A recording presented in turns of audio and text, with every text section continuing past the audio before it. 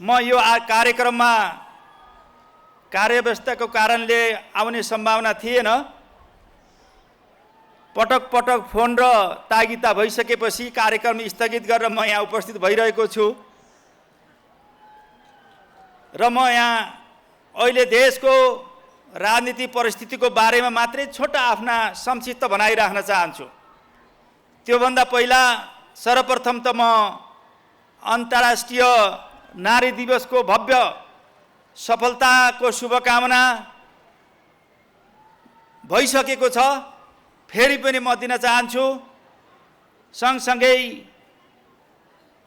महिला अधिकारको विषयमा काफी मात्रामा यहाँ विषयवस्तुहरू आइसकेका छन्। पटक पटक अन्तर्राष्ट्रिय नारी दिवसको विषयमा पनि विषयवस्तुहरू आइसकेका छन्। म यति मात्रै भन्न चाहन्छु, आजको यो अवसरमा लैङ्गिक समानताको लागि म हार्दिकतापूर्वक ऐक्यबद्धता जाहेर गर्न चाहन्छु। यति भनिसकेपछि म छोटो रूपमा देशको राजनीति परिस्थितिको बारेमा हामी भाग्यमानी ठान्नुपर्दछ। हामीले हाम्रो जीवनकालमा करिब 70 वर्षसम्म लडेर 240 वर्षको निरङ्कुश व्यवस्थालाई हामीले ध्वस्त गर्यौं। देशमा संघीय गणतन्त्र स्थापना गर्यौं, राज्य व्यवस्थामा परिवर्तन गर्यौं, नयाँ संविधानको निर्माण गर्यौं, जनताका अधिकारहरू संविधानमा संस्थागत गर्यौं। अब राजनीतिक क्रान्तिको अन्त्यसँगै अब देशमा विकास र समृद्धिको राजनीतिक कार्यदिशालाई हामीले अगाडि बढायौं। हामीले मात्रै होइन, हामी कम्युनिस्टहरूले मात्रै होइन, हामी सबै देशका राजनीतिक पार्टीहरूले नै अब हामी विकास र समृद्धिको महान अभियानमा हामी अगाडि बढ्यौं। त्यसमा हाम्रो सबैको नेपाली राष्ट्र र जनता सबै राजनीतिक पार्टीहरूको ऐक्यबद्धता भएको कुरा जग जाहिर छ। हामीले लिएको राजनीतिक कार्यदिशामा सँगसँगै अब राजनीतिक कार्यदिशा कार्यान्वयन गर्नको लागि विकास र समृद्धिको महान एजेन्डा बोकेर हिँडेका हामीहरू, देशमा छरिएर रहेका कम्युनिस्टहरू अब एकताबद्ध हुनुपर्छ भनेर हामीले पार्टी एकता पनि गर्यौं र हामी खुसी पनि भयौं। सँगसँगै पार्टी एकता गर्नुभन्दा अगाडि हामीले चुनावी तालमेल मिलाएर निर्वाचनमा अगाडि बढ्यौं र हामीले झन्डै 2/3 बहुमतको जनादेश पनि प्राप्त गर्यौं। त्यसमा पनि हामी खुसी हौं। त्यसबाट पनि उत्साहित भएर हामीले पार्टी एकता गर्यौं। पार्टी एकता गरिसकेपछि अब विकास र समृद्धिका महान एजेन्डाहरू अगाडि बढ्दै थिए। हामी तीव्र रूपमा आर्थिक क्रान्तिको महान अभियानमा हामी हिँडिरहेका थियौं।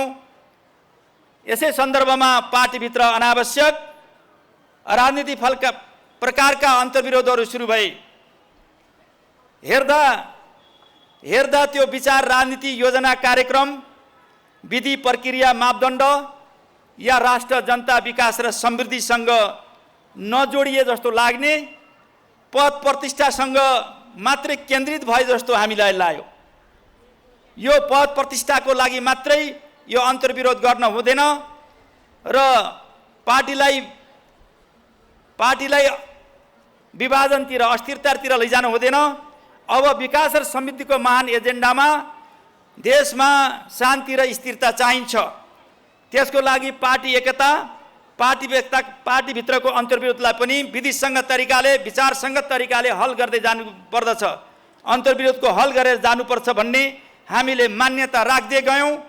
समस्याहरूको हल गर्ने कोसिस गर्यौं, तर साथीहरूको व्यक्तिगत पदप्रतिको, प्रतिष्ठाप्रतिको बढी लगावको कारणले पार्टी झन्डै फुटको सङ्घारमा पुग्यो।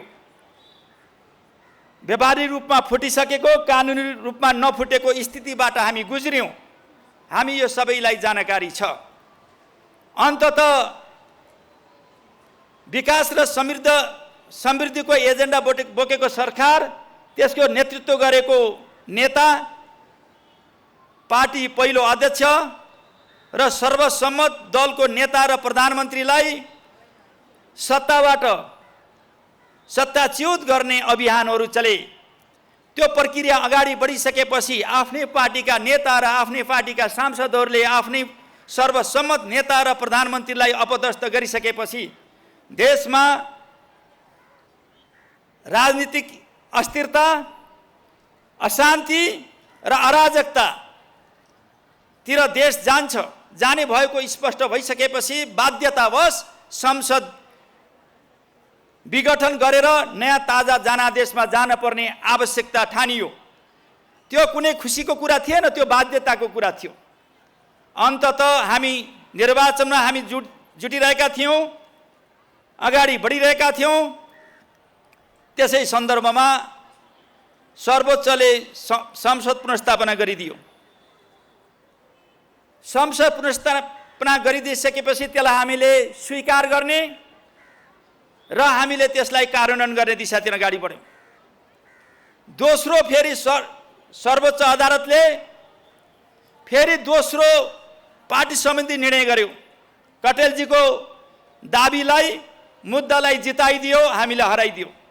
यी दुवै मुद्दामा हामीले हार्यौँ। कहिलेकाहीँ हुँदो रहेछ के भनेदेखि कहिलेकाहीँ अर्कालाई ढुङ्गा हान्दा पहाडमा टक्राएर त्यो ढुङ्गा हान्नेतिर नै आफैतिर फर्किँदो रहेछ। त्यो प्रतिकूलता अनुकूलतामा बदलियो। हामीले हारेर पनि जित्यौँ। अहिले काफी मात्रामा राजनीतिक परिस्थितिमा परिवर्तन आएको छ। त्यो परिवर्तन भनेको सकारात्मक परिवर्तन हो। यो महिलाहरूको चाहिँ यो सहभागिताले देखाउँछ कि यो सकारात्मक परिवर्तनको एउटा प्रतिफल पनि हो। मलाई पनि लागेको छ कि मैले सुरुमा नै असाध्यै प्रतिकूल अवस्थामा मैले जे चीजको मान्यता राखेको थिएँ, जे विचारको मैले पक्षपोषण गरेको थिएँ, जे विचारलाई मैले समर्थन गरेको थिएँ, त्यसमा मलाई आज गर्व छ। असाध्यै प्रतिकूल अवस्थामा साथीहरूले धेरै आरोप पनि खेप्न पर्यो।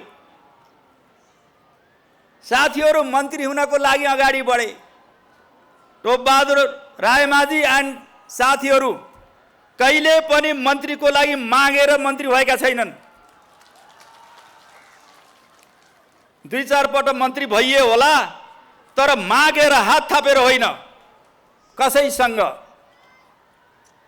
जुन बेलामा हामी मन्त्री बन्यौँ त्यो बेलामा पनि हात थापेर होइन।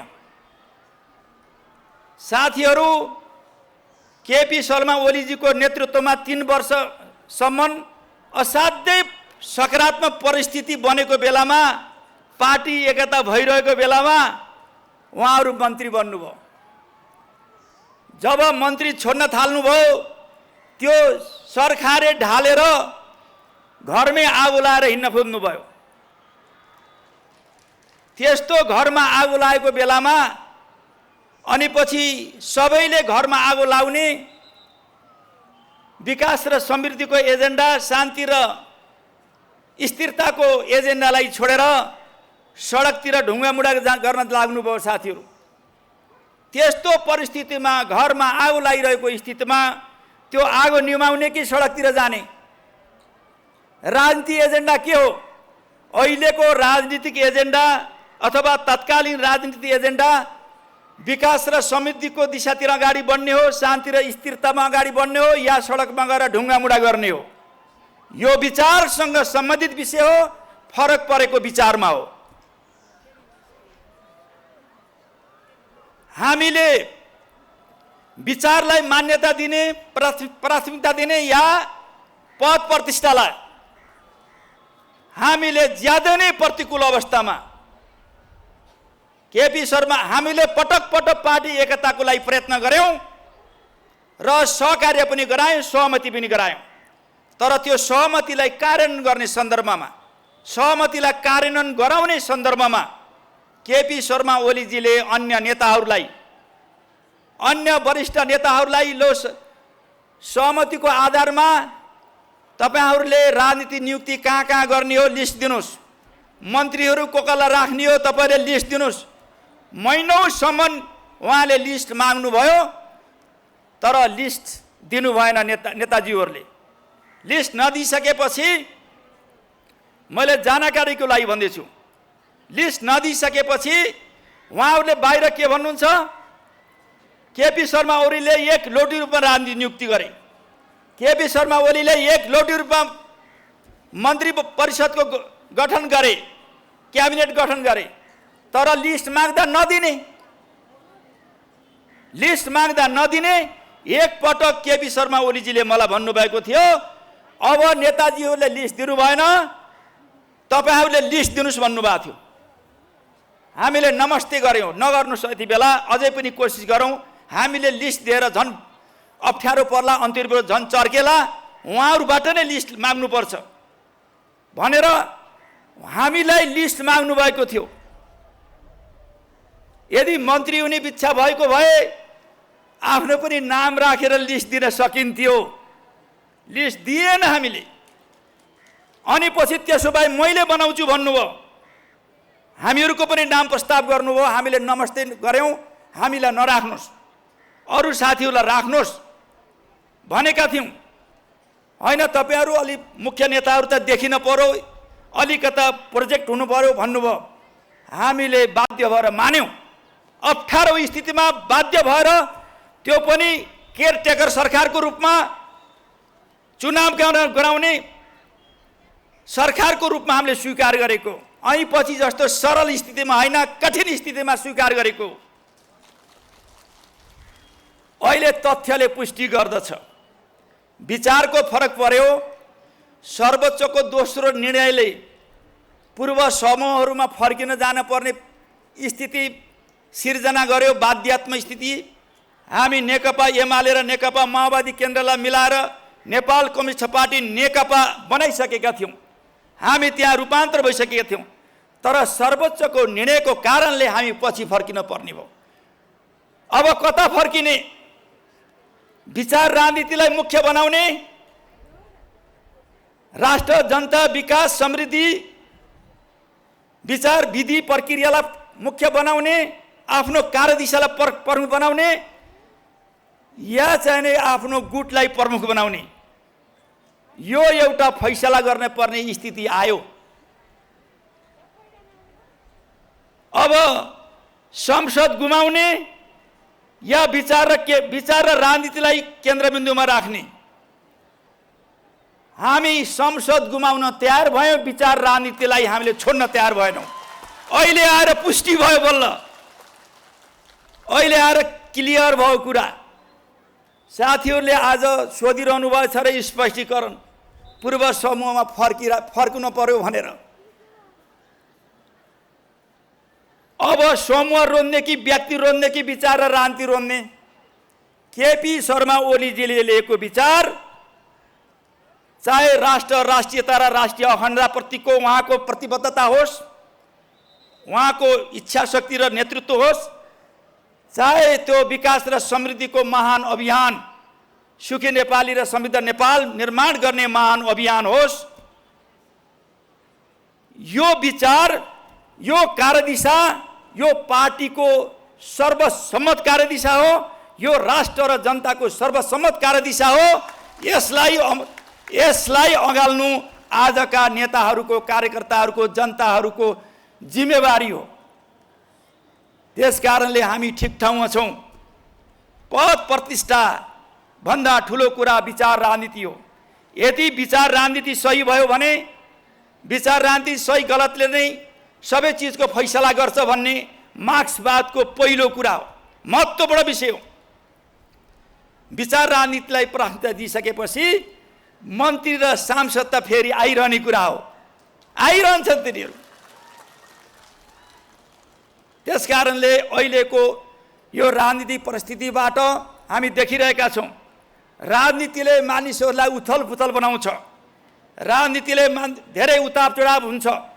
राजनीति हामीले सोचे जस्तो सरल लेखाबाट जाँदैन, ज्यादै नै उतार चढाव, धेरै टुटफुट, विभाजन, एकताको बीचबाट गुज्रिने गर्दछ। सङ्कटका घडीहरूमा पनि हामी विचलित नभइकन ठुल्ठुला सङ्घर्षहरूमा, ठुल्ठुला अप्ठ्यारा कठिनाइहरूमा सहज अवस्थामा मात्रै होइन, अप्ठ्यारा स्थितिहरूमा मानिसहरूको पहिचान हुन्छ। त्यसकारणले अप्ठ्यारा अवस्थामा, जटिल अवस्थामा हामीले सही निर्णय गरेर मात्रै हामी सफल हुन सक्छौँ। अप्ठ्यारो अवस्थामा हामीहरूले विचलित भयो भने हामी सफल हुन सक्दैनौँ। अप्ठ्यारो र कठिन अवस्थामा पनि विचलित नभइकन हामीले इच्छा, सही विचार र सही राजनीतिको आधारमा दृढ इच्छा शक्तिका साथ अगाडि बढ्यौँ भने हामीले सफलता हासिल गर्न सक्छौँ। हामी त्यही दिशामा अगाडि बढिरहेका छौँ। अरू विघटित अवस्थामा छन्, हामीहरू सङ्गठित र एकीकृत हुने अवस्थामा छौँ। हामीहरू जुन बेलामा पार्टी एकता गऱ्यौँ, हामी उत्साहित भएर सूक्ष्म अध्ययन गरेर विचार, राजनीति, योजना, कार्यक्रम, राष्ट्र, जनता, विकास, समृद्धिलाई केन्द्रबिन्दुमा राखेर गहिरो अध्ययन गरेर विचार र विधिलाई केन्द्रबिन्दुमा राखेर हामीले धेरै चिजहरूलाई मिलाएर गर्न सकेनौँ। अलि उत्साहित भएर गऱ्यौँ। त्यसका अनुभूति र अनुभवहरू हामीसँग छन्। जहाँसम्म अहिले यहाँसम्म आइपुग्दा धेरै उतार चढावको बीचबाट, धेरै दृष्टिकोणहरूको, धेरै विचारहरूको मन्थनबाट यहाँसम्म आइपुग्दा, धेरै नेताहरूका व्यवहारहरू हेर्दै जाँदा अबको हाम्रो पार्टी विचार, राजनीति, योजना, कार्यक्रम र हाम्रो कार्यदिशाको आधारमा एकीकृत र ध्रुवीकृत हुँदै जान्छ। अब दरिलो खालको पार्टी बन्छ, शक्तिशाली पार्टी बन्छ। किनभने हामीले धेरै अप्ठ्यारा अवस्थामा पनि बचाएर ल्याएका छौँ। त्यसकारणले म आज धेरै कुरा नभन्दै आज अन्तर्राष्ट्रिय महिला दिवसको अवसरमा जो यो कार्यकर्ता भेला कार्यक्रम राख्नु भएको छ, यसको भव्य सफलताको शुभकामना राख्दै मेरा भनाइहरू यही अन्त्य गर्दछु। हस्त, धन्यवाद, नमस्कार।